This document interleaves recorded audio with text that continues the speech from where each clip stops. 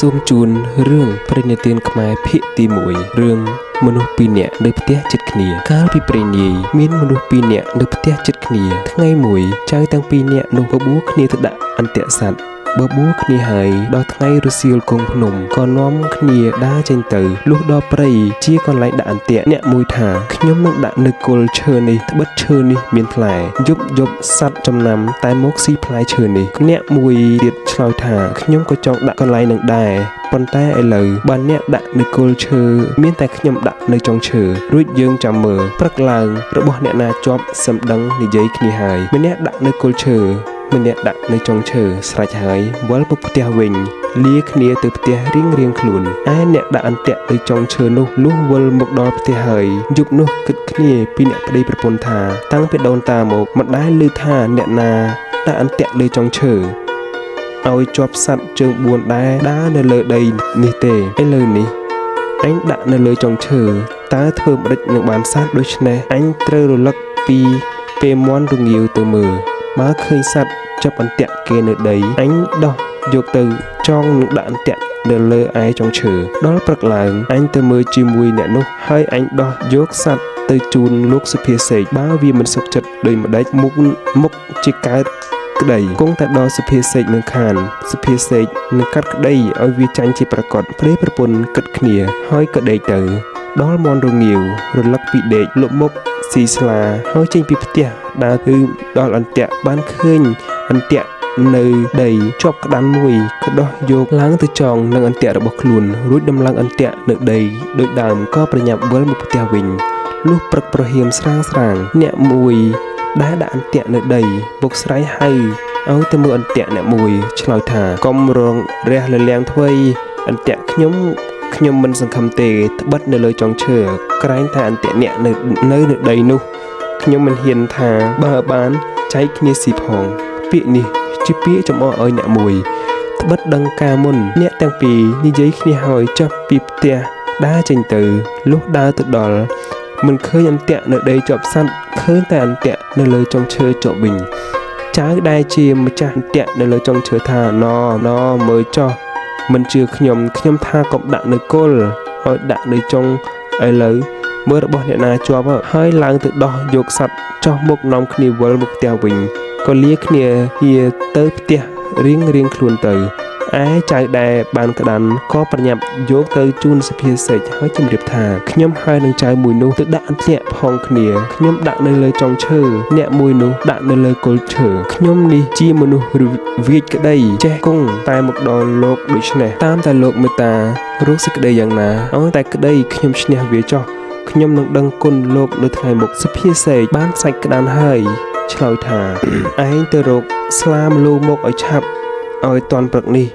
បើវាមកប្តឹងអញបង្កប់អីចឹងដែរបើវាមកមិនតន់អញនឹងកាត់ក្តីឲ្យវាចាញ់បានដោយងាយអញប្រញាប់ទៅចោះឯអ្នកដែលដាក់អន្ទាក់នៅលើគល់ឈើលុះវិលមកដល់ផ្ទះវិញដង្ហើមតូចដង្ហើមធំមិនសុខចិត្តក៏យកសេចក្តីទៅប្តឹងសុភាសេកក៏បង្កប់សេចក្តីដូចបង្កប់ចៅមុនលុះព្រឹកឡើងអ្នកដែលដាក់អន្ទាក់នៅលើចុងឈើក៏យកអីវ៉ាន់ទៅដល់មុនឯអ្នកដែលដាក់អន្ទាក់នៅដីដោយខ្លួនជាអ្នកក្រលំបាកតោកយ៉ាដើររកទិញអីវ៉ាន់ពុំបានពុំទាន់ភ័យក្រែងខ្លួនចាញ់គេហើយគេយកទោសផងក៏រត់ពីភូមិមួយទៅភូមិមួយបានជួបនឹងសុភាទន្សាយសួរថាមានដំណើរអ្វីបានជារត់ដូច្នេះឈប់សិនចៅនោះឆ្លើយថាលោកអើយអាណិតដោះទុកខ្ញុំផងចោះ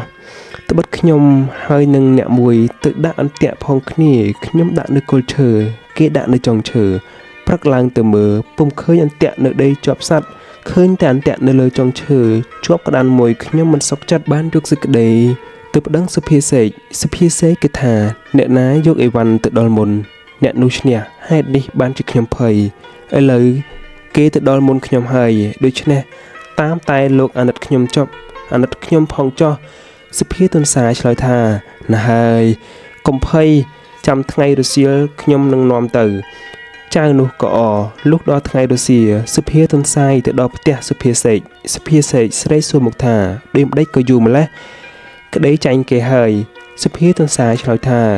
យើងខ្ញុំបានជាយូរនេះមកពីអាឡ័យតែមើលត្រីក្រាញ់ហាឡើង ស៊ីស្លឹកអំពិលសុភាសេកថាពីជីដូនជីតាមកគ្មាននរណាដែលឃើញដែលឮថាត្រីក្រាញ់ឡើងស៊ីស្លឹកអំពិលទេសុភាទន្សាយឆ្លើយថាពីដូនពីតាពីម៉ែពីឪមកបង្កើតមកនរណាដែលឃើញដែលឮថាអន្ទាក់នៅដីមិនជាប់សัตว์ទៅជាប់ឯអន្ទាក់នៅចុងឈើវិញហើយសัตว์ជើង4ផងដែលឮទេអស់អ្នកស្រុកនោះសុភាសេកស្ងៀមពុំហ៊ានស្ដីតបទៀតសុភាទន្សាយក៏កាត់ក្តីឲ្យចៅដែលដាក់អន្ទាក់នៅដីឈ្នះឯសុភាសេកដែលអង្គុយធ្វើជាសុភានោះក៏ខ្មាស់ដោយខ្លួនឯងជាអ្នកលមកចំនួនសាច់ក្តាន់ក៏ស្ងៀមបែរមកផ្ទប់ទៅនឹងខាងជញ្ជាំងមកលបកណ្ដុរលៀបឥតខ្មាស់វិនិច្ឆ័យច្បាប់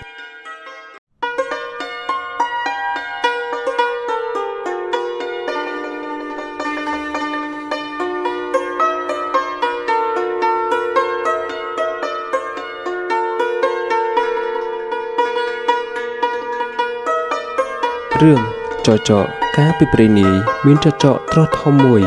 ដល់ខែលំហើយវាដើររកត្រពាំងបឹងបួរដែលរីងទឹកដើម្បីចាប់ត្រីស៊ីលុះទៅដល់ត្រពាំងមួយរីងទឹកអស់នៅតែប្រឡងមួយឃើញសត្វតែភក់មានត្រីកំពឹសបង្កងក្តាមជាច្រើនណាស់ចចកឃើញហើយមានចិត្តត្រេកអររីករាយគិតថាថ្ងៃនេះអញមានលៀបធំណាស់ជាលៀបចម្លែកជាងសពថ្ងៃឯកំពឹសមានប្រាជ្ញាឬចចកវាថាដូច្នេះហើយក៏និយាយលួងលោមចចកថាយើងទាំងអស់គ្នាសុទ្ធតែជាចំណីបងចចកឯងទាំងអស់គ្នាហើយប៉ុន្តែយើងប្រឡាក់ភក់ណាស់បងឯងស៊ីយើងទាំងភក់ដូច្នេះមិនឆ្ងាញ់ពិសាទេចចកឆ្លើយថាធ្វើដូចម្ដេចនឹងឆ្ងាញ់ពិសាកំពឹសឆ្លើយថាត្រូវបងចចកឯងយកយើងទៅលាងទឹកឲ្យជ្រះស្អាតហើយសឹមស៊ីនោះទើបឆ្ងាញ់ពិសាចចកថាធ្វើដូចម្ដេចនឹងយកទៅលាងទឹកបានបើច្រើនដល់ម្ល៉េះកំពឹសថាបងចចកកំព្រួយចិត្តខ្ញុំធានាគិតឲ្យបងបានស្រួលប៉ុន្តែត្រូវបងឯងតាមខ្ញុំចចកឆ្លើយឡើងថាបងឯងធ្វើដូចម្ដេចក៏ខ្ញុំតាមទាំងអស់កំពឹសថាបើដូច្នេះចូលបងឯងចូលមកដេកននាលក្នុងភក់នេះឲ្យយើងរាល់គ្នានឹងបានតោងខំរមបងឯងនាំយើងទៅរកស្ទឹងបឹងបួរអាណាដែលមានទឹកថ្លាច្រើនបងឯងលាងយើងឲ្យស្អាតហើយសម្បងឯងស៊ីឲ្យឆ្ងាញ់ពិសាតាមចិត្តចោះឯចចកជាសត្វល្មោបជាសត្វលោភហើយក៏ល្ងងក៏ធ្វើតាមពាក្យកំពឹសនឹងត្រីក៏បបួលគ្នាតោងរោមចចកទៅលុះទៅដល់បឹងបួរធំវែងមានទឹក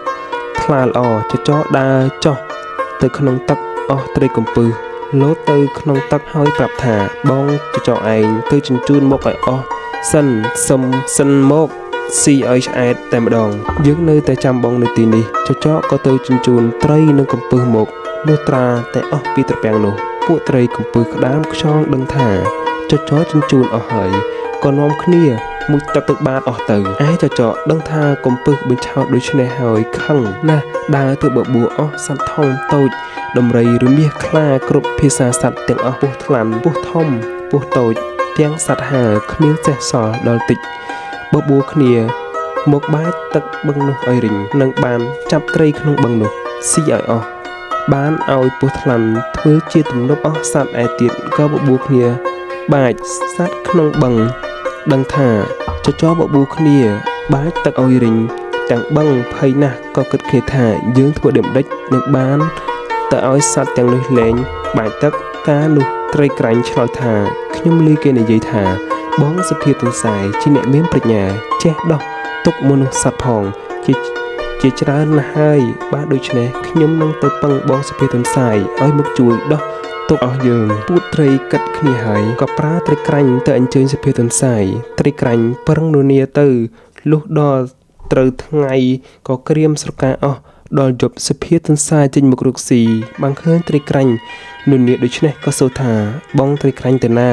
ត្រីក្រាញ់ឃើញសុភាទន្សាយហើយមានចិត្តត្រេកអរណាស់និយាយអងមកថាបងសុភាទន្សាយអាណិតខ្ញុំត្បិតត្រីទាំងអស់ក្នុងបឹងគេប្រើខ្ញុំមកឲ្យអញ្ជើញបងសុភាទន្សាយទៅត្បិតឮទាំងសត្វទាំងមនុស្សនិយាយថាបងជាអ្នកមានប្រាជ្ញាចេះកាត់សេចក្តីដោះទុកបើអ្នកឯណាកើតទុកបងតែងទៅជួយដោះទុកពួកគេ មិនដែរខានឥឡូវមានដំរីក្របីគោរមាសរមាំងប្រើសក្តាន់ជ្រូកពោះធំពោះតូចទាំងសត្វហាគឺកុកក្រៀលបង្គៀលខ្យងទុងតូមក្អែកទឹកប្រវឹកស្មោញទាំងប៉ុន្មានបានបបួលគ្នាមកបាចទឹកបឹងឲ្យរិញនឹងបានចាប់អស់ត្រីអណ្ដើកគន្ធាយស៊ីជាចំណីឲ្យអស់ពីបឹងនេះឯងបានដូច្នេះបងសុភិតន្សាយអាណិតជួយដោះទុកអស់បងប្អូនខ្ញុំឲ្យបានរួចពីភ័យម្ដងនេះនឹងបានល្បីគេឈ្មោះតទៅអស់យើងនឹងតបគុណបងសុភិតន្សាយយើងនឹងមិនភ្លេចគុណដរាបណាអស់ជីវិតឯសុភិតន្សាយឮត្រីក្រាញ់និយាយអង្វរដូច្នេះក៏ឆ្លើយថាបងត្រីក្រាញ់ទៅមុនចោះទៅប្រាប់អស់បងប្អូនកុំឲ្យផិតភ័យចាំខ្ញុំជួយដោះឲ្យរួច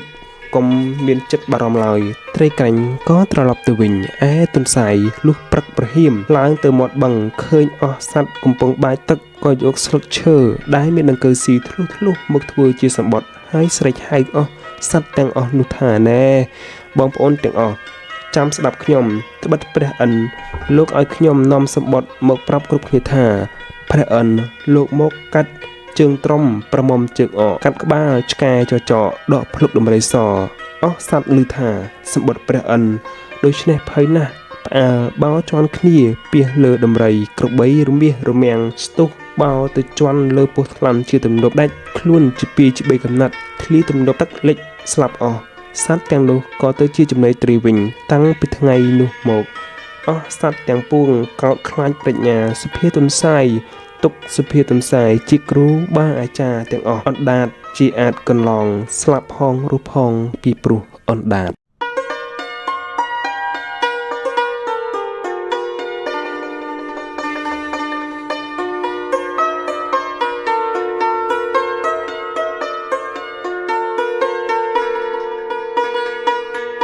រឿងពស់កេងកងកាលពីព្រេងនាយនៅលើដីយើងនេះគ្រប់ស្រុកទាំងអស់មិនមានពស់ពឹសនិងពស់អត់ពឹសទេមានតែពស់កេងកងមាននិទានថាកាលដើមឡើយមានមនុស្សពីរនាក់ប្តីប្រពន្ធឈ្មោះនាងនីមានកូនស្រីមួយឈ្មោះនាងអេតប្តីនោះទៅជួយអង្កាំបាត់ជាយូរអង្វែងថ្ងៃមួយអស់បងប្អូនជិតខាងគេបបួលគ្នាទៅរកអស់ឯនាងនីឮគេថាបបួលគ្នាក៏ទៅជាមួយនឹងគេដែរយកនាងអេតជាកូនទៅផងលីដឹងចូលព្រៃបានឃើញអស់មួយធំនាងនីយកដឹងពុះអស់លុះពុះយូរបន្តិចទៅដឹងក៏រង្គើធ្លាក់ទៅក្នុងរន្ធពោះនាងនីមើលទៅឃើញដឹងនឹងពស់កេងកងក៏និយាយនោះពស់នោះឲ្យហុចដឹងឲ្យឯពស់កេងឆ្លើយឡើងថាបើនាងឯងដោយអញធ្វើជាប្រពន្ធអញទើបអញឲ្យដឹងបើនាងឯងមិនដោយអញមិនធ្វើជាប្រពន្ធអញទេនោះអញមិនឲ្យដឹងទេនាងនីឮពស់កេងកងថាដូច្នេះហើយហេតុតែជាស្រីខូចក៏ទទួលព្រមថាលែងតែឲ្យតែអ្នកឲ្យដឹងមកខ្ញុំចោះចាំល្ងាចសុំខ្ញុំឲ្យនាងអេតមកហៅពស់កេងកងឮនាងនីថាដូច្នេះក៏ឲ្យដឹងមកនាងនីផ្ដាំថាដល់ល្ងាចសុំឲ្យនាងអេតមកហៅហើយនាងនីក៏ទូលអស់ទៅផ្ទះជាមួយនឹងនាងអេតលុះដល់ប្រលប់នាងនីក៏ប្រើនាងអេតជាកូនឲ្យទៅហៅពស់កេងកងនាងអេតទៅដល់ឈរនៅមាត់រន្ធពោះហៅថាពស់កេងកងអើយនាងនីឲ្យហៅឯពស់កេងកងលឺហើយលូនចេញមកនាងអេតឃើញពស់ក៏ភ័យខ្លាចព្រឺស្ញើបអស់ទាំងខ្លួនប៉ុន្តែខ្លាចម្ដាយព្រោះម្ដាយប្រើមកក៏ខំសង្កត់ចិត្តនាំពស់ទៅផ្ទះពស់នោះធំណាស់លូនទៅលើស្មៅក៏បាក់រៀបអស់ដល់ផ្ទះហើយក៏ឡើងទៅដេកជាមួយនឹងនាងនីនិយាយថានាងនីនិយាយនឹងពស់កេងកងថាខ្ញុំមានប្តីឥឡូវនេះគាត់ទៅជួញអង្កាមពី3ឆ្នាំមកម្ដងពស់កេងកងសួរថាប្តីនាងឯងទៅប្រមាណថ្ងៃប្រមាណខែទៀតនឹងមកដល់នាងនីឆ្លើយថាមិនដឹងជាប្រមាណខែទេប្រមាណថ្ងៃទៀតនឹងមកដល់ទេពស់កេងកងនិងនាងនីក៏ដេកលក់ជាមួយគ្នាទៅដល់ចិត្តភ្លឺទើបពស់កេងកងលានាងនីទៅរួនវិញនាងនីផ្ដាំថាបើប្តីខ្ញុំមកខ្ញុំមិនឲ្យនាងអេតទៅហៅទេអ្នកក៏មកបើប្តីខ្ញុំមិនទាន់មកនោះទេខ្ញុំប្រើនាងអេតឲ្យទៅហៅអ្នកសឹមអ្នកមកពស់កេងកងក៏ទៅឯរុងខ្លួនវិញទៅរាល់តែល្ងាចនាងនីប្រើនាងអេតឲ្យទៅហៅពស់កេងកងនាងអេតខ្លាចម្ដាយក៏ទៅហៅតាមពាក្យម្ដាយប្រើប៉ុន្តែក្នុងចិត្តខ្លាចពស់នោះណាស់ត្បិតពស់នេះធំណាស់ហើយវែងផងមួយទៀតខឹងក្នុងចិត្ត ត្បិតម្ដាយសហាយនឹងពោះនាងអេតទៅដល់មាត់រុងហើយហៅថាពស់គីងកងអើយនាងនេះឲ្យហៅពស់គីងកងឮក៏លូនចេញមកហើយឆ្លើយថាអេតអេតថាអញមិនទៅឪពុកនាងអេតនៅកាត់កអញដាច់នាងអេតឆ្លើយថាឪពុកអញទៅជួយអង្កាំពី2ឆ្នាំមិនតាន់មកដល់ពស់គីងកងឮនាងអេតប្រាប់ដូច្នេះក៏លូនចេញអំពីរុនមកហើយចេះតែទៅមកតែសប្ថ្ងៃនាងនេះសហាយនឹងពស់គីងកងតល់តែផើមលុះយូរបន្តិចទៅប្តីនាងនេះមកពីជួយអង្កាំវិញឃើញនាងនេះពស់ធំនឹកសង្ស័យក៏សួរនាងអេតជាកូននាងអេតប្រាប់ឪពុកវាថាម៉ែគាត់សហាយនឹងពស់គីងកងតែវេលាប្រលប់កាលណាឲ្យខ្ញុំទៅហៅតែសប្ថ្ងៃឪពុកឮនាងអេតប្រាប់ដូច្នេះក៏និយាយនឹងនាងអេតថាដល់ល្ងាចហងឯងទៅហៅពស់នោះមកទៀតអញចាំកាប់នៅមាត់ទ្វារហើយហងឯងកុំឲ្យម្ដាយហងឯងដឹងឯនាងអេតលុះដល់ប្រលប់ក៏ទៅហៅពស់គីងកងថាពស់គីងកងនាងនេះឲ្យហៅពស់គីងកងលឺហើយឆ្លើយថាអេតថាអញមិនទៅឪពុកអេតនៅកាត់កអញដាច់នាងអេតឆ្លើយថាឪពុកអញ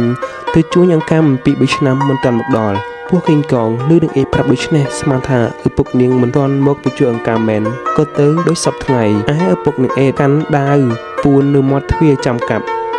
ពស់គីងកងលូនចូលក្នុងទ្វារបន្តិចឪពុកនាងអេតកាត់កដាច់ហើយកាត់មួយកំណាត់ខាងកន្ទុយយកទៅដាក់លើស្កាមួយកំណាត់ខាងក្បាលយកទៅដាក់លើមេឃពត្រាឯកណ្ដាលខ្លួនឲ្យនាងអេតយកទៅពន្លះស្បែកចោលហើយផ្ដាំនាងអេតថាកុំឲ្យម្ដាយហងឯងដឹងតែត្រូវទុកសាច់ស្លោឲ្យម្ដាយនឹងឯងស៊ីឪពុកនាងអេតក៏លាងឈាមពោះជ្រះអស់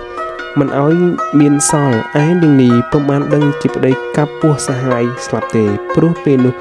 នាងមិននៅទៅសួរបងប្អូននៅឯផ្ទះឆ្ងាយលុះព្រឹកឡើង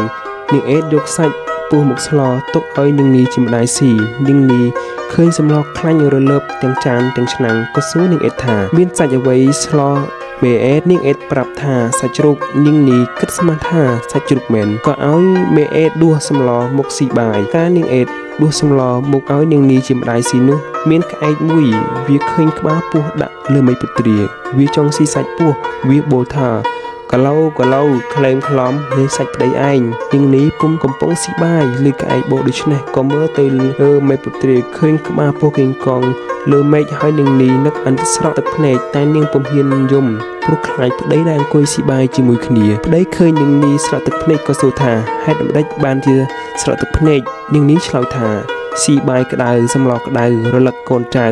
រលងទឹកភ្នែកឯក្អែកនោះចេះតែបូលថាកឡូក្លែងខ្លំលេសាច់ប្តីឯងក្បាលដាក់លើដើមពត្រាកន្ទុយដាក់លើស្កានាងនេះមើលនៅលើស្កាឃើញកន្ទុយពស់គីងកងនោះឯប្តីនាងនេះដឹងថាប្រពន្ធសហាយនឹងពស់គីងកងពិតប្រាកដមែនក៏នឹកភ្នក់ក្នុងចិត្តខឹងចង់សម្លាប់នាងនេះប៉ុន្តែធ្វើមិនឲ្យនាងនេះដឹងខ្លួនដល់នាងនេះផើមចាស់ផ្ទៃចិត្តនឹងសម្រាលប្តីបបួលទៅកក់សក់នៅមាត់បឹងលុះដើរទៅដល់មាត់បឹងប្រាប់ប្រពន្ធថាទៅទៀតឲ្យឆ្ងាយពីស្រុកគេយើងនឹងកក់សក់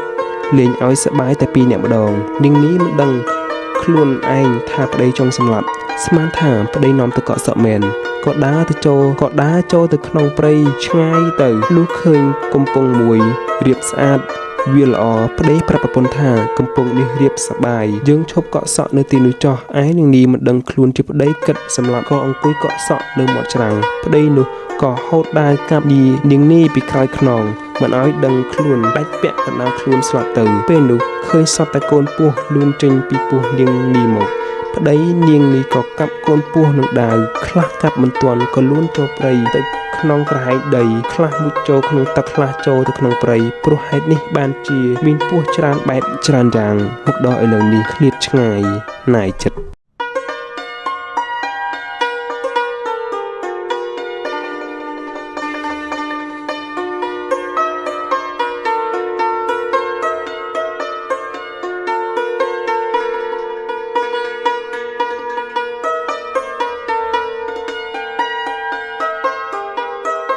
រឿងគង់ហ៊ានកាលពីព្រេងនាយ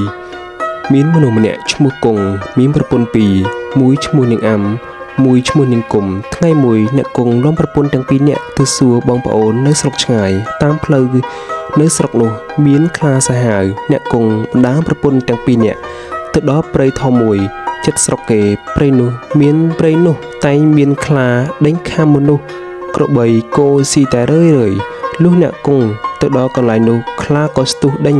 ស្រែកសន្ធាប់ពីចម្ងាយមកអ្នកគង់រត់ចូលរងឈើញ័រដៃញ័រជើងរៀកនោមព្រោះភ័យណាស់នាងអាំនិងនាងគុំខំព្រួតគ្នាវាយខ្លានោះស្លាប់ទៅឯអ្នកគង់ឃើញប្រពន្ធវាយខ្លាស្លាប់ហើយបានស្ទុះម្នីចេញពីរងឈើមកយកដំបងវាយខ្លាស្លាប់ស្រាប់នោះថែមទៀតប្រពន្ធទាំងពីរបន្ទោសប្តីថាខ្លាគេវាយងាប់ហើយធ្វើជាមកវាយថែមទៀតប្រុសអីកុំសាក់ញីដូចនេះអ្នកគង់ជេរបំពេញទៅប្រពន្ធថាមិនដែរមានស្រីណាវាយខ្លាស្លាប់ទេមានតែប្រុសទើបហ៊ានវាយខ្លាតន់តែស្លាប់ហើយអ្នកគង់ក៏បានបោចវល់ចងខ្លានោះនាំប្រពន្ធសែងចូលទៅក្នុងស្រុកអស់អ្នកស្រុកឃើញអ្នកគង់សែងខ្លាមកគេបបួលគ្នាទៅមើលពាសពេញហើយគេសួរថាអ្នកឯងធ្វើដូចម្ដេចបានជាបានខ្លានេះបិទខ្លានេះសាហាវណាស់វាតែងតែខំមនុស្សម្នាក្របីគោស៊ីច្រើនណាស់ហើយប្រពន្ធអ្នកគង់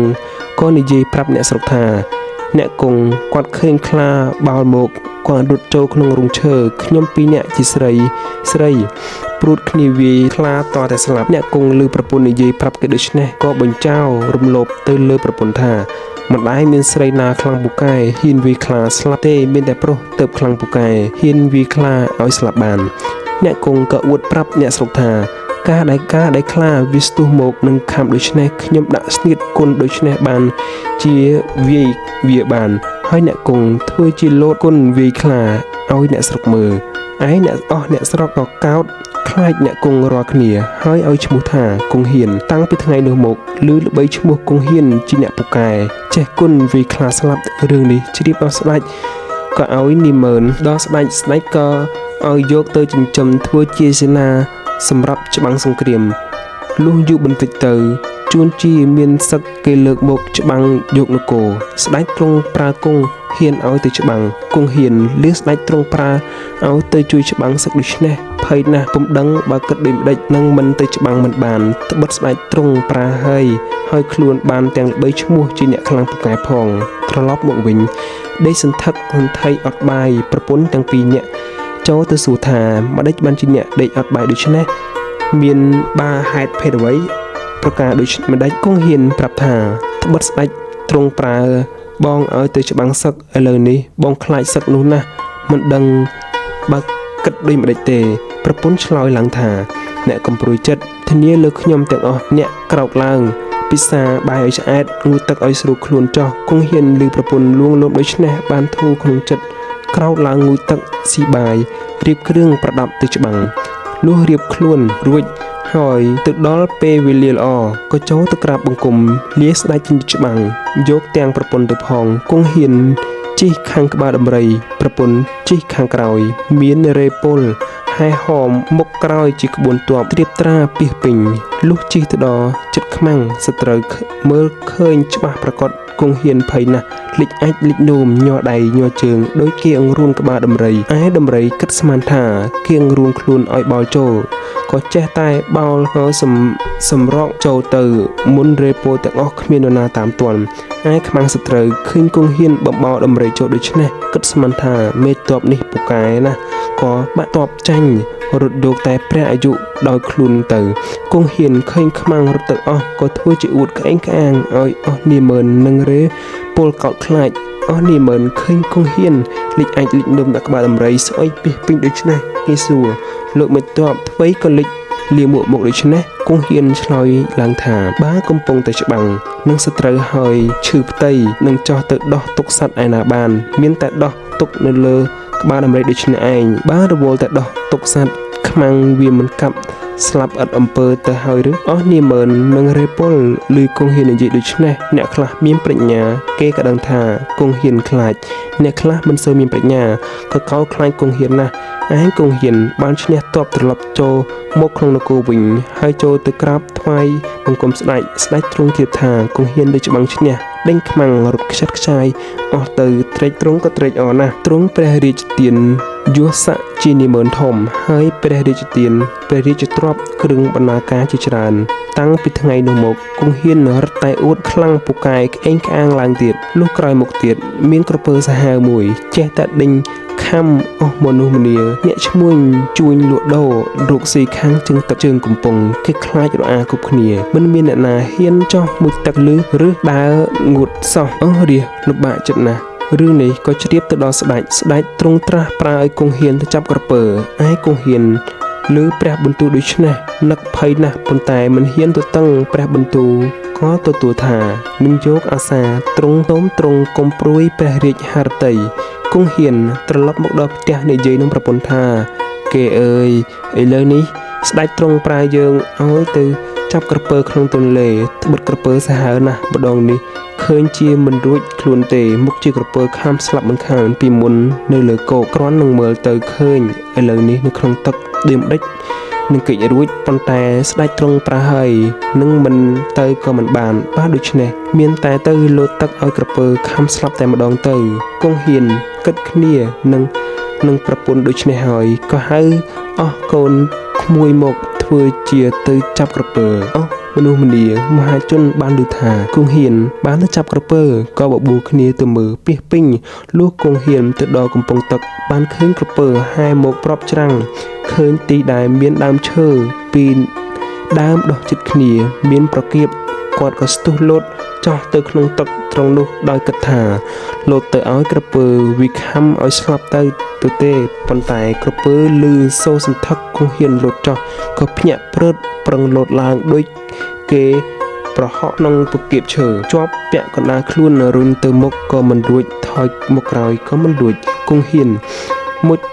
ទៅក្នុងទឹកងើបឡើងឃើញក្រពើជាប់នឹងដើមឈើដូច្នេះស្រែកបង្គាប់កូនក្មួយ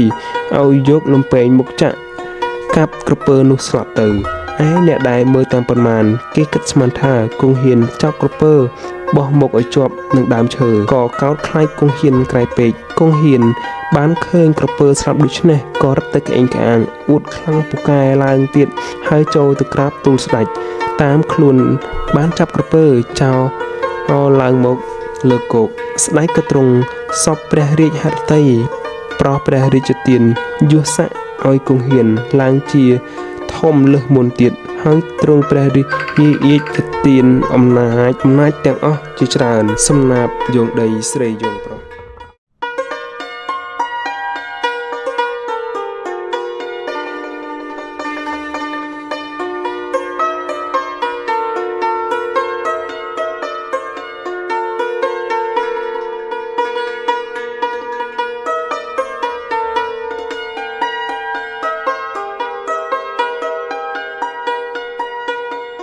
រឿង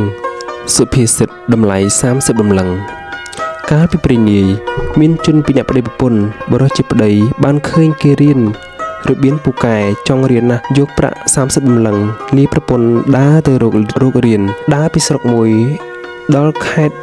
មួយឮគេថាទីត្រង់ណាមានអ្នកចេះរបៀនអាគមគាថាពូកែក៏ទៅរកត្រង់នោះដល់ទៅជួបនឹងគ្រូណាពូកែគេសូត្រឲ្យស្ដាប់គេធ្វើឲ្យមើលដូចម្ដេចក៏ចេះតែមិនចូលចិត្តលុះដើរឆ្ងាយទៅក៏បានជួបនឹងតាចាស់ម្នាក់តាចាស់សួរថាអ្នកឯងទៅណាដើរមកណាតែម្នាក់ឯងស្វែងរកអ្វីបុរសនោះឆ្លើយថាលោកតាអើយខ្ញុំមកនេះត្បិតឮគេថាទីនេះមានគ្រូចេះរបៀនពូកែបានជាខ្ញុំខំសង្វាតមកក្រែងតាចេះដឹងបដៅចៅផងតាចាស់ឆ្លើយថាតាមានរបៀន3បទតម្លៃ30តម្លឹងបើចៅឯងកាន់ជាប់ចៅឯងមិនទៅយត់ទេគង់បានដូចចិត្តបើមានកិច្ចមានដំណើរអ្វីឲ្យសូត្ររបៀនតានេះចោះពូកែណាបុរសនោះថាតាសូត្រឲ្យខ្ញុំស្ដាប់មើលបើខ្ញុំចូលចិត្តខ្ញុំយកតានឹងសូត្រឲ្យស្ដាប់ថារពឹសដៃផ្ទៃឆ្អែតដេកយប់កុំនិយាយនឹងស្រីឃ្លានកុំអាលស៊ីបុរសនោះស្ដាប់បានចូលចិត្តក៏ប្រគល់ប្រាក់30តម្លឹងឲ្យតានោះហើយទន្ទិញរបៀនទាំង3បទនោះចាំស្ទាត់រត់មាត់ឯតាចាស់ប្រាប់ថាបើចៅកាន់របៀនទាំង3បទនេះបានតាឲ្យទៅទេមិនយកតម្លៃទេហើយតាចាស់ប្រគល់ប្រាក់ដែរបុរសនោះហើយតាចាស់ប្រគល់ប្រាក់ឲ្យបុរសនោះវិញបុរសនោះក៏លាតាចាស់នោះវិលមកស្រុកវិញមាត់បុរសនោះចេះតែទន្ទិញរបៀន3បទនោះជាប់តែតាមផ្លូវមក ពុំមានភ្លេចលុះដើរឆ្ងាយបន្តិចមកជួបនឹងសំពៅឈ្មួញមួយបរោះនោះក៏សុំសំពៅគេដោយសារមកស្រុកអង្ខៅសំពៅក៏ព្រមឲ្យដោយសារបរោះនោះតាំងពីចុះមកនៅក្នុងសំពៅថ្ងៃណាក៏ចេះតែទន្ទិញបត់នោះហើយចេះតែជួយលាងជួយថែទាំជួយជួសជុលសំពៅដូចជារបស់ខ្លួននេះសំពៅក្នុ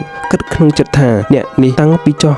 ដោយសារសំពៅអញកាលណាមកគាត់ចេះតែធ្វើការដូចជារបស់គាត់នឹកហើយក៏ស្រឡាញ់បរោះនោះឲ្យរៀបបាយទឹកឲ្យស៊ីតែរាល់ថ្ងៃរៀងមកឯបរោះនោះពុំខ្ជិលសោះចេះតែខំធ្វើការក្នុងសំពៅដូចជាកូនឈ្មោះឯទៀតនេះសំពៅនឹកតែក្នុងចិត្តថា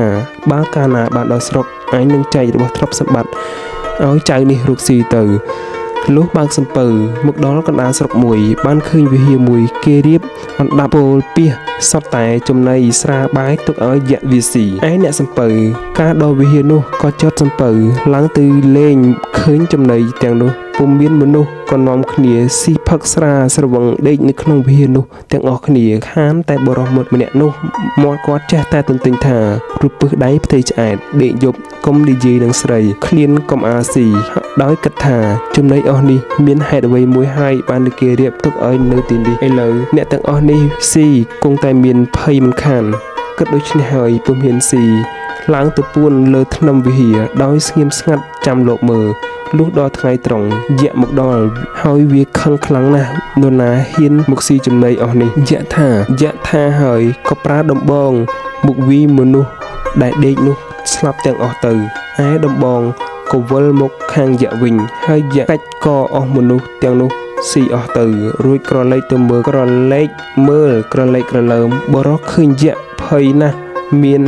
មាត់ចេះតែទន្ទិញរបៀន3បុតហើយគិតថាបើអញស្រែកក្រែងយៈលឺវាឃើញអញហើយវានឹងស៊ីអញទៀតគិតហើយក៏លោតចុះពីលើធ្នឹមស្រែកវ៉ាសឡើងយៈភ័យណាស់វារត់ចោលដំបងទៅបាត់ទៅបរោះនោះបានដំបងវាឯងហើយក៏ដើរត្រឡប់មកស្រុកចោលសំពៅនៅវិហារនោះឯងលុះដើរមកដល់ផ្ទះក្នុងវេលាយប់បរោះនោះយកដំបងទៅលាក់ក្រោមជណ្ដើរយកថ្មសង្កត់លើហើយឡើងទៅដេកលើផ្ទះពុនសួរប្រាប់ប្រពន្ធថាចាំព្រឹកសឹមនិយាយប្រាប់ក្រោយពេលដែលប្តីទៅប្រពន្ធនៅផ្ទះវាមានសហាយវេលាយប់ដែលប្តីមកដល់ផ្ទះសហាយនោះវាមកស្ដាប់នៅក្រោមផ្ទះវាចង់ដឹងរឿងឆាប់វាឲ្យមេស្រីសហាយវាសួរថាដំណើរដូចម្ដេចក៏ចាំព្រឹកទៅនិយាយបានប្រពន្ធចេះតែអោបអង្អែទ្រាំពុំបានប្តីក៏និយាយប្រាប់ថាអញនិយាយនឹងឯងនេះខុសគ្រូហើយត្បិតគ្រូប្រាំថាដេកយប់កុំនិយាយនឹងស្រីឥឡូវនេះអញនិយាយខុសម្ដាមគ្រូហើយប្រពន្ធសួរថាអ្នកទៅបានរបស់អ្វីខ្លះប្តីថាបានតែរបៀន3បត់ហើយត្រឡប់មកវិញដល់កណ្ដាលផ្លូវបានដំបងវាឯងទៀតប្រពន្ធសួរថាដំបងនោះទុកនៅឯណាឥឡូវនេះខ្ញុំចង់ឃើញប្តីថាអញទុកក្រោមជណ្ដើរយកថ្មគ្របថាហើយក៏ដេកលក់ទៅសហាយលោកស្ដាប់ឮហើយក៏ទៅក្រោមជណ្ដើរឬយកដំបងនោះទៅបាត់ទៅលុះព្រឹកប្រហៀមស្រាងឡើងបរោះនោះរលឹកពីដេកចោះទៅរកដំបងពុំឃើញក៏ប្រាប់ប្រពន្ធថាអញប្រាប់មិនជឿអញថាខុសគ្រូហើយឯងចេះតែលួចចេះតែលួងអញតើតែអញប្រាប់ឥឡូវនេះមនុស្សឮវាលួចយកដំបងទៅបាត់ហើយប្រពន្ធឮហើយដឹងថាសហាយលួចក៏មិនស្ដីដណ្ដាំក៏មិនស្ដីក៏ទៅដាំបាយឲ្យប្តីស៊ីរួចហើយបុរសនោះក៏យកខ្សែមុខចងថ្មដែលគ្របលើចណ្ដាលនោះនាំទៅប្តឹងមេស្រុកឲ្យជំនុំជម្រះរកចោលឲ្យមេស្រុកពុំដឹងបើជំនុំជម្រះដូចម្ដេចពីព្រោះថ្មមិនចេះស្ដីគេជេរថាអាកំព្រើលតាំងពីដូនតាមកនរណាដែលឃើញដុំបងវាឯងគេគំរាមហើយគេដេញចេញទៅបរោះនោះចេះតែអស់ថ្មទៅប្តឹងតាំងតែពីមេស្រុកដល់ទៅលោកយមរាជអ្នករាជការគ្រប់ក្រសួងចេះតែដេញចេញគេថាមនុស្សឈួតគេមិនឲ្យចូលបរោះនោះអស់ថ្មទៅថ្វាយស្ដេចទ្រង់សួរសពគ្រប់ហើយទ្រង់មានព្រះបន្ទូលប្រាប់អស់នាមឿនថាមែនបានគេថាមានប្រឡាយបានទឹកវិហោរមានសម្រាមបានឆ្កែវិជុះអស់នាមឿនកុំថាវិឈួតសេចក្តីនេះមែនហើយបានជាវាហ៊ានថាស្ដេចមានបន្ទូលប្រាប់បរោះថាណាហើយវត្តទៅផ្ទះចោះកាលណាអញប្រើឲ្យគេទៅហៅសមុកបរោះនោះទទួលថា ព្រះករុណាថ្លៃវិសេសហើយក្រាបថ្វាយបង្គំលាទៅវិញក្រោយពេលបរិះនោះទៅស្ដេចទ្រង់ព្រះរាជបញ្ជាឲ្យប្រាប់បណ្ដារាជថាត្បិតស្ដេចឲ្យអស់ព្រះស្នំចេញរំ3ថ្ងៃ3យប់ឲ្យបណ្ដារាជមើលតាមចិត្តពុំមានខាត់ខាំងឡើយហើយទ្រង់ឲ្យរៀបលេងល្ខោនកាលនោះអស់រាជសឹងតែចូលទៅមើលគ្រប់គ្នាស្ដេចទ្រង់យាងចូលទៅក្នុងព្រះរាជដំណាក់ជ្រើសប្រេងក្រអូបយ៉ាងឯកមួយដបដែលសម្រាប់តែស្ដេចអស់រាជនឹងនិមឺនពុំដែលមានទ្រង់ប្រើអាមាត្យម្នាក់យកទៅឲ្យបរិះនោះហើយប្រាប់ថាស្ដេចទ្រង់ព្រះរាជទានឲ្យអ្នកឯងនិងប្រពន្ធអ្នកឯងលៀបប៉ុន្តែអ្នកឯងនៅផ្ទះកុំទៅមើលល្ខោនឲ្យតែប្រពន្ធទៅមើលបានហើយអាមាត្យអ្នកយកទៅឲ្យប្រាប់សពគ្រប់អស់ហើយវិលទៅក្រាបបង្គំទូលស្ដេចវិញបុរសនោះបានប្រេងក៏ហៅប្រពន្ធមកហុចប្រេងឲ្យទៅប្រាប់ថាព្រះករុណាជាម្ចាស់ជីវិតទ្រង់ព្រះរាជទានប្រេងមុខនេះព្រោះទ្រង់អាណិតស្រឡាញ់យើងឲ្យយើងលៀបទៅមើលល្ខោននឹងគេតែឥឡូវនេះអញឈឺក្បាលឯងយកទៅលៀបហើយទៅមើលល្ខោននឹងគេចោះឯប្រពន្ធលឺប្តីបើកឲ្យទៅហើយ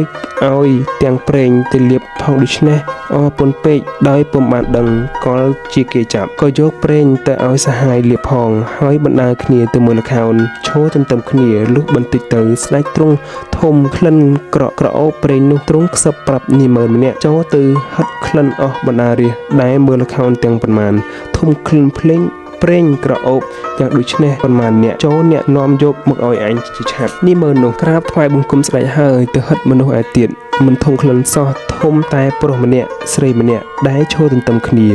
លាបប្រេងក្រអូបទាំងពីរនាក់នោះក៏នាំទាំងប្រុសទាំងស្រីយកទៅថ្វាយស្ដេចឲ្យលែងរំទៅហើយទ្រង់ឲ្យហៅទាំងប្រុសទាំងស្រីមកដល់ហើយទ្រង់សួរថានេះជាប្រពន្ធចៅឯងមែនឬបុរសនោះក្រាបទូលថាមែនទ្រង់មានព្រះបន្ទូលសួរទៅប្រុសសហាយនោះថាឯងបានទៅលួចដំបងចៅនេះមែនឬសហាយនោះក្រាបបង្គំទូលថាលួចមែនហើយទ្រង់ឲ្យទៅយកដំបងនោះមកឲ្យយកសហាយទាំងប្រុសស្រីនោះទៅដាក់ច្រវាក់ធ្វើទោសបុរសជាម្ចាស់ដំបងក្រាបបង្គំសុំទោសហើយក៏ប្រគល់ទាំងផ្ទះសម្បែងទាំងប្រពន្ធឲ្យទៅសហាយទាំងអស់ដោយពុំមានខឹងអ្វីឡើយព្រោះសហាយនោះអរណាស់សំពះសុំទោសរួចវិលទៅវិញឯបរមម្ចាស់ដំបងថ្វាយដំបងទៅស្ដេចហើយក្រាបលាទៅទៀតស្ដេចខាត់ក៏ពុំព្រមទ្រង់មានព្រះបន្ទូលថាដំបងវាឯងនេះថ្លៃណាស់ទ្រង់ព្រះរាជានុញ្ញាតឲ្យបើកឃ្លាំងមាសប្រាក់ឲ្យបរោះនោះយកតាមចិត្តបរោះនោះរើសអស់ទាំងឃ្លាំងមាសប្រាក់អំបាលនោះទៅឃើញកាំបិតបន្ទោះមួយចាស់ក៏នៅក្រោមឃ្លាំងក៏យកកាំបិតនោះនឹងប្រាក់បន្តិចបន្តួចគ្រាន់ចាយតាមផ្លូវហើយចូលទៅក្រាបបង្គំលាស្ដេចដើរចេញទៅទៀតស្ដេចពុំមានព្រះបន្ទូលអ្វីទេតែអស់នាម៉ឺនគេថ្មេះតេះឌីបរោះនោះថាជាមនុស្សឆោតប្រាក់មាសមិនយកទៅយកឯកាំបិតច្រេះស៊ីបរោះនោះក៏ដើរចេញអំពីនគរនោះទៅបានទៅដល់នគរមួយទៀតជួនជាថ្ងៃនោះស្ដេចនគរទ្រង់មានព្រះបន្ទូលបង្គាប់សិទ្ធិម្នាក់ថាព្រឹកស្អែកទ្រង់នឹងទៅក្រសាលព្រៃឲ្យមហាសិទ្ធិធ្វើរទេះមួយយ៉ាងល្អឥតខ្ចោះឲ្យឆ្លាក់ក្បាច់លាបលូនឲ្យហើយឲ្យទាន់ក្នុងពេលព្រឹកស្អែកនេះបើធ្វើពុំទាន់ទេនឹងយកទោសដល់ជីវិតរីឯមហាសិទ្ធិនោះធ្វើពុំទាន់ហើយពុំធ្វើរទេះបែរជាធ្វើជាមួយឈូសទៅវិញថ្ងៃនោះជួនជាបរោះនោះដើរទៅឃើញសិទ្ធិនោះកំពុងតែធ្វើបុណ្យក៏សួរថាចុះលោកមានការអ្វីបានជាធ្វើបុណ្យមានក្តាមឈូសផងដូច្នេះគេប្រាប់ថាស្ដេចឲ្យធ្វើរទេះមួយលាបលូនយ៉ាងល្អឲ្យទាន់ព្រឹកនេះស្ដេចក្រសាលព្រៃបើធ្វើពុំទាន់ស្ដេចនឹងយកទោសដល់ជីវិតឥឡូវនេះមហាសិទ្ធិធ្វើពុំទាន់ដឹងខ្លួនថាស្លាប់បានជាធ្វើមកឈូសធ្វើបន់ទៅវិញបុរសនោះឆ្លើយថាក្រអីប៉ុណ្ណឹងឲ្យតែបានបាយខ្ញុំស៊ីនឹងធ្វើឲ្យទាន់ព្រឹកនេះមហាសិទ្ធិបានលើកដូច្នេះអរណាស់ហើយក៏ឲ្យរៀបបាយទឹកស៊ីឆ្អែតរួចហើយប្រគល់ឈើឲ្យធ្វើរទេះបុរសនោះក៏ធ្វើនឹងកាំបិតមួយដែលយកពីក្រោមបាតឃ្លាំងមុខនោះបានរួចស្រេចក្នុងយប់នោះហើយលាបលូនយ៉ាងល្អព្រឹកឡើងក៏អស់រទេះទៅថ្វាយស្ដេចទ្រង់ទតឃើញទ្រង់ឲ្យរៀបប្រដាប់ប្រដាទៅក្រសាលព្រៃឯមហាសិទ្ធិលុះរួចពីស្លាប់ហើយក៏នឹកក្នុងចិត្តថាអ្នកនេះមានគុណធម៌ណាស់ ឥឡូវនេះនឹងរកអ្វីសងស្មើពុំបានមានតែកូនក្រមុំមួយល្មមឲ្យមានប្តីដូច្នេះមានតែអញការឲ្យអ្នកនោះគិតហើយក៏ហៅមកការឲ្យទៅលុះការរួចហើយក្នុងយប់នោះពេលផ្សំរំលែកបុរសនោះគិតលបងចិត្តប្រពន្ធហើយធ្វើជាផឹកស្រាស្រវឹងដេកទៅនោះយប់យូរបន្តិចក៏ធ្វើជាក្អួតប្រឡាក់ប្រពន្ធអស់កូនសិទ្ធិឃើញកំអួតប្តីប្រឡាក់ខ្លួនដូច្នេះក៏ស្រែកឡើងក្នុងយប់នោះថាលោកឪពុករកប្តីឲ្យខ្ញុំជាមនុស្សប្រមឹកក្អួតប្រឡាក់ខ្ញុំអស់ហើយខ្ញុំទ្រាំមិនបានទេមហាសិទ្ធិឮកូនស្រីដូច្នេះក៏គាត់ថាកូនដេកទៅកុំនិយាយត្បិតប្តីកំពុងស្រវឹងហើយគេមានគុណផងគាត់ដេកផ្ដេចក៏កូនស្រីមិនស្ដាប់ហើយវាចេះតែរអ៊ូថាបើឲ្យទៅឆ្កែឆ្មាទ្រាំបានឯមនុស្សប្រមឹកខ្ញុំទ្រាំមិនបានទេលុះព្រឹកឡើងបុរសនោះរលឹកពីដេកក៏ចូលទៅរកសេដ្ឋីប្រគល់កូនឲ្យវិញហើយប្រាប់ថាមិនព្រមយកទេហៅថាមិនបានប៉ោះដៃជើងឡើយមហាសេដ្ឋីខាត់សុំទោសឲ្យកូនយ៉ាងណាក៏បុរសនោះពុំព្រមយកហើយលាមហាសេដ្ឋីយកតែកាំបិតដើរទៅទៀតលុះស្ដេចយាងមកពីព្រៃទ្រង់ឲ្យទៅរកជាងដែលធ្វើរទេះនោះពុំឃើញទ្រង់ស្ដាយណាស់ទ្រង់ឲ្យអស់នាម៉ឺនចាត់សម្បត្តិរកគ្រប់ខេត្តក៏ពុំឃើញហើយទ្រង់ស្ងៀមទៅឯបុរសនោះលាសេដ្ឋីដើរទៅឆ្ងាយក៏បានទៅដល់នគរមួយទៀតក៏បានដើរទៅដល់នគរដតីមួយទៀតស្ដេចនគរនោះទ្រង់ឲ្យនាម៉ឺនម្នាក់ដេកវេនចាំយាមនៅក្នុងព្រះរាជរោងរាល់យប់ស្ដេចទ្រង់ចេញកាប់តែរាល់យប់ចាប់តាំងពីថ្ងៃដែលទ្រង់បង្កប់នោះមកស្លាប់អស់ជាច្រើននៅថ្ងៃដែលបុរសនោះទៅដល់ជួនត្រូវលើវេនចៅហ្វាដែលទៅដេកថ្ងៃស្ដេចដែលចៅហ្វានោះធ្វើបន់ទានក្នុងថ្ងៃនោះបុរសនោះទៅដល់សួរគេថាលោកមានការអ្វីបានជាធ្វើបន់ទានហើយហេតុដូចម្ដេចក៏បានជាកូនប្រពន្ធលោកយំរាល់គ្នាដូច្នេះគេប្រាប់ថាលោកត្រូវទៅដេកវេនថ្វាយស្ដេចកាប់ក្នុងវេលាយប់នេះបានជាលោកធ្វើបន់មុនស្លាប់បុរសនោះថាឲ្យតែបាយខ្ញុំស៊ីចោះខ្ញុំទៅដេកថ្វាយស្ដេចកាប់ជួសឮថាដូច្នេះក៏ជំរាបទៅចៅហ្វាឲ្យទៅហៅបុរសនោះទៅហើយឲ្យរៀបបាយទឹកស៊ីរួចហើយសួរថាបើអ្នកទៅដេកវេនថ្វាយស្ដេចជួសខ្ញុំនឹងធ្វើបន់ឲ្យអ្នកបុរសនោះក៏ទទួលទៅដេកជួសហើយសុំគ្រឿងប្រដាប់ដែលចៅហ្វានោះពាក់យកមកពាក់រួចហើយក៏លីកំបិតបន្ទោះចូលទៅដេកនៅក្នុងចុងព្រះរាជរោងចាំស្ដេចចេញកាប់លុះទៅដល់ចុងព្រះរាជរោងបុរសនោះពុំដេកឡើយចាំមើលស្ដេចពេលយប់ជ្រៅស្ងាត់ស្ដេចទ្រង់បើកទ្វារចេញមកទ្រង់កាន់ព្រះខ័នយាងចូលមកនឹងកាប់បុរសនោះឃើញស្ដេចយាងចូលមកចិត្តក៏ស្ទុះទៅចាប់ស្ដេចនោះជាប់ហើយក៏ចាក់នឹងកាបិតបន្ទោះបង្ខំ2-3 ដងហើយសួរថានរណាចូលមកទាំងយប់នេះស្ដេចទ្រង់ឲ្យអញចាំយាមក្នុងយប់នេះថាហើយក៏ចាក់បង្ខំទៀតស្ដេចទ្រង់មានព្រះបន្ទូលថាទេអញទេនរណាអញទេអញជាស្ដេចអីមកពេលនេះអញមិនដឹងទេត្បិតស្ដេចទ្រង់ឲ្យអញចាំរាជរោងយប់នេះសួរដេញដោលដូច្នេះហើយបុរសក៏លុតជង្គង់ថ្វាយបង្គំសុំទោសស្ដេចត្រាស់សួរថាចៅនៅឯណាបុរសនោះថាខ្ញុំនៅផ្ទះចៅហ្វាស្ដេចទ្រង់ជ្រាបទ្រង់ញញឹមហើយទ្រង់ចូលទៅវិញលុះព្រឹកឡើងបុរសនោះលីកាំបិតចេញពីក្នុងវាំងមកផ្ទះចៅហ្វាអ្នកផងឃើញហើយឆ្ងល់ថាបុរសនោះទៅដេកវេនថ្វាយស្ដេចកាប់ម្ដេចក៏មិនស្លាប់ត្រឡប់ជាមកវិញចៅហ្វាសួរបុរសនោះក៏ជម្រាបតាមដំណើរចាប់សពគ្រប់ហើយជម្រាបថែមថាស្ដេចសពថ្ងៃមិនមែនជាកាចទេត្បិតទ្រង់ពិសោធន៍រកមនុស្សប្រាជ្ញចេះដឹងក្នុងនគរដើម្បីរក្សាស្ដេចបានជាទ្រង់